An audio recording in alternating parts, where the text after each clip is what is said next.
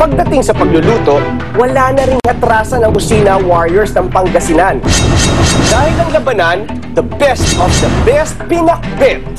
Kaya naman hindi na nag-aksaya ng oras ang mga challengers sa pamimili ng kanilang ingredients. At nang dumating ang oras ng pagluluto, kanya-kanya sila ng diskarte.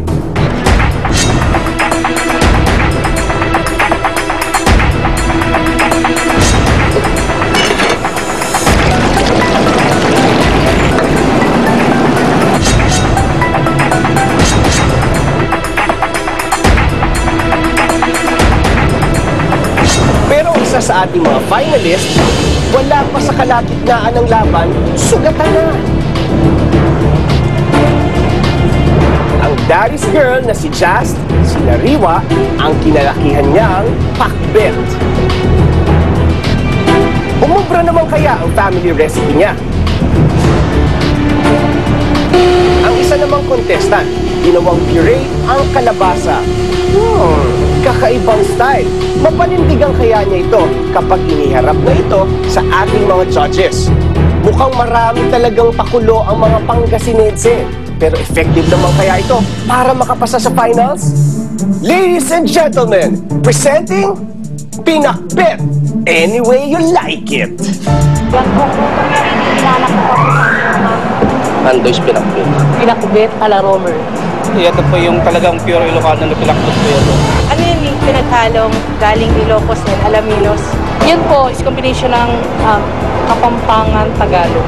Special po dyan, Chef, ay yan po yung ating parang national dish, pinakbet. May mahabang kasaysayan ng mga kusinero ang pamilya nitong si Jesus, kaya naman ganoon na lang ang kanyang pagpupursige na maging kitchen superstar. Yung tatay ng lolo ko, kusinero. Naging kusinero sila ng hapon. Yung lolo ko, kusinero rin ng hapon, bali. Tapos ang nanay ko, kusinera. Ngayon, kung susunod po ako, kung ipagpapatuloy ko po, ako po ang pang-apat na henerasyon. Ginisa ko po yan sa ma'am. So, chef, ginisa ko po yan sa bagong alamang po. Akala ko adobo. Si Mami naman, mukhang hilong-talilong yata nung magluto.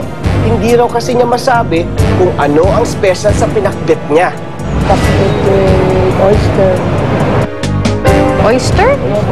Asan po yung oyster? Hindi kasi natikman eh. Ang pinakbet naman ni Daddy, healthy alternative daw dahil pang-vegetarian. Bali, pinakbet din po siya pero may meron po mustard beans. Tama yung alat. Parang alat eh.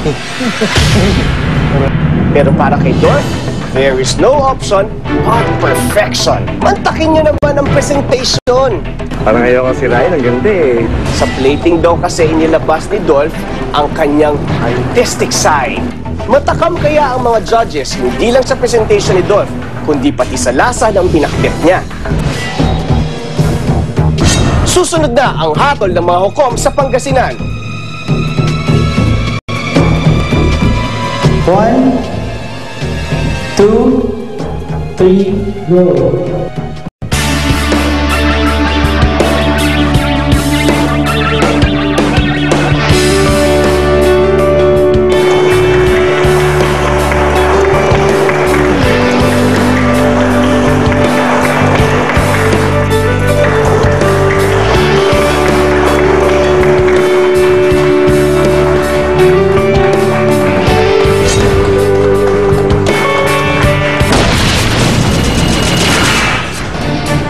Kung may star yan sa loob, ano yung sabihin nun? Isa kayo sa magiging representative. So tatlo sa inyo. Meron tatlong star dyan. So again, if this is a contest, so walang samaan ng loob. Okay? May mananalo and may hindi mananalo. Okay, so ready na? Alright na? 12 kids, but only one champion. Meet the future chefs of the country!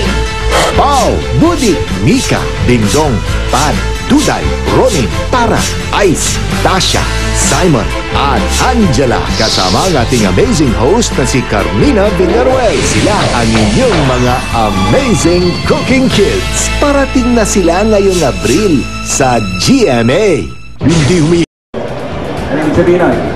Isa kayo sa magiging representative. So tatlo sa inyo. Meron tatlong star dyan. So again, this is a contest, so walang samaan na loob. Okay? May mananalo and may hindi mananalo. Okay, so ready na? So right hands. I'm excited eh.